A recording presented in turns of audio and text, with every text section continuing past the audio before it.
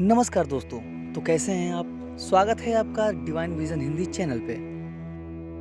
दोस्तों, आपको तो पता ही है कि प्रभु श्री राम ने शिव धनुष तोड़ के माता सीता से विवाह किया था, क्योंकि राजा जनक ने विश्वामित्र को सीता स्वयंवर पर आमंत्रण किया था। उन्हीं के साथ राम और लक्ष्मण दोनों जनकपुर पहुंचे और शिव धनुष तोड़ के सीता से श्री राम प्रभु ने विवाह किया।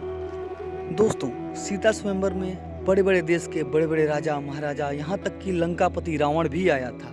लेकिन दोस्तों, क्या आपको पता है कि महाराजा जनक ने महाराज दशरथ को निमंत्रण क्यों नहीं दिया था? यही जानेंगे इस वीडियो में, तो बने रहिए हमारे साथ।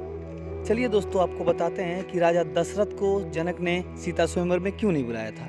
बहुत पहले की बात है दोस्तों। एक बार राजा जनक शिकार खेलते खेलते एक जंगली सुअर का पीछा करते करते अयोध्या की सीमा में घुस गए।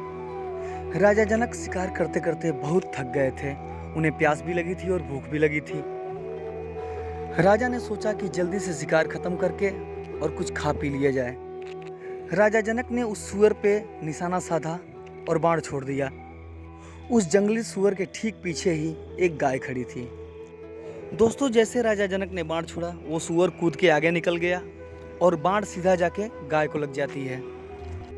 राजा जनक ने जैसे ही ये देखा, वो अपना सर पकड़ के जमीन पर बैठ के रुदन करने लगे और मन में सोचने लगे कि हे भगवान, मैंने ये क्या कर दिया। मैंने सुअर के चक्कर में गौ हत्या कर दी। मन में ये ग्लानि लेके वो जोर जोर से रुदन करने लगे और कहने लगे कि मेरे हाथों कभी ऐसा पाप नहीं हुआ, आज ये कैसे हो गया। गौ हत्या का पाप लेके मैं कैसे जी पाऊंगा। यही सब बैठ के वो रोते हुए सोचने लगे। ये सब सोच ही रहे थे, तभी उस नगर का डोम जो सफाई करता है, झाड़ू मारता है, वो झाड़ू लगाने के लिए वहाँ पे आया। राजा को रोता हुआ देख उनके पास गया और उनसे पूछा, हे राजन, आप क्यों रो रहे हैं? तब राजा ने उसको सारी कहानी संक्षिप्त में बताई। तब उस डोम ने हंसते हुए कहा, बस इतनी सी बात? हमारे राजा महाराज दशरथ बहुत प्रतापी राजा हैं। उन्होंने देवासुर संग्राम में देवताओं की बहुत मदद की है। उनको देवताओं ने बहुत सारे वरदान दिए हैं। अगर राजा दशरथ ने चाहा तो ये गाय जरूर जीवित हो जाएगी। ये सुनकर राजा जनक आश्चर्यचकित हो गए और सोचने लगे, ऐसे कैसे हो सकता है। खैर, राजा अब कर भी क्या सकते थे, उनके पास कोई दूसरा रास्ता नहीं था। वो डोम नगर के अंदर गया और महल में प्रवेश किया और राजा दशरथ से बताया कि महाराज, एक राजा है जिसके हाथों से एक गौ हत्या हो गया है।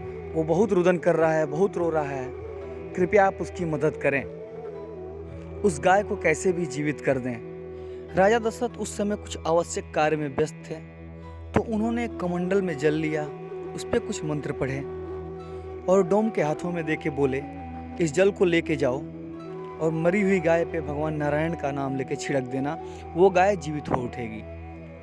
डोम भागता भागता उसी स्थान पे पहुंचा जहां गाय मरी पड़ी थी और राजा जनक रो रहे थे। डोम ने ठीक वैसा ही किया जैसा राजा दशरथ ने कहा था।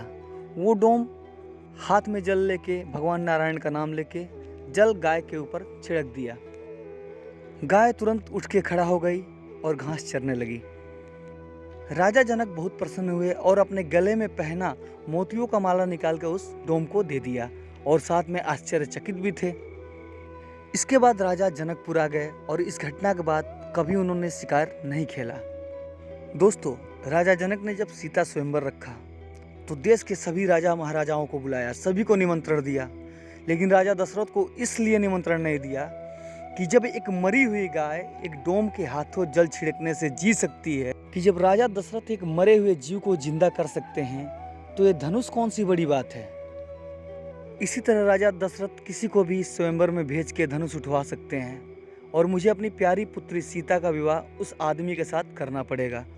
इसलिए दोस्तों, राजा जनक ने राजा दशरथ को सीता स्वयंवर में नहीं बुलाया। दोस्तों, आपको ये कथा कैसी लगी? अगर अच्छी लगी हो तो लाइक, शेयर और सब्सक्राइब जरूर करें, ताकि हमारे आने वाले सभी वीडियो आपके पास सबसे जल्दी पहुँचे। आपका दिन शुभ हो। जय श्री राम।